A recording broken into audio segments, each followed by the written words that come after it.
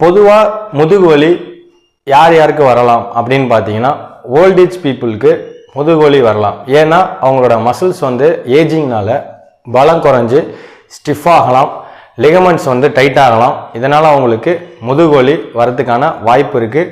So இவங்களுக்கு arthritis காமனாக இருக்கும். எக்ஸசைஸே இல்லாமல் உக்காந்து வேலை பார்க்குறவங்களுக்கும் மசில் இம்பேலன்ஸ்னால பேக் பெயின் வரலாம். விளையாடும் போது ஏற்படக்கூடிய காயங்கள்னாலையும் முதுகு வலி வரலாம். மாதிரி சிறு காயங்கள் ஏற்படும் போது அதற்கு முதல்ல நம்ம ஓய்வு கொடுக்கறதா முக்கியமான ட்ரீட்மெண்ட். ரிப்பீட்டட் ஸ்ட்ரெயின் இன்ஜுரின்னு சொல்லுவோம்.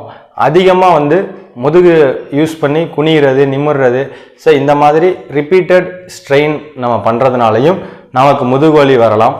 தவறான ஜிம் ஒர்க் அவுட் நம்ம பண்ணும்போது, அனாவசியமாக நம்ம வெயிட்டை லிஃப்ட் பண்ணும்போது முதுகில் இருக்கக்கூடிய மசில்ஸ் டேமேஜ் ஆகி பேக் பெயின் வரலாம்.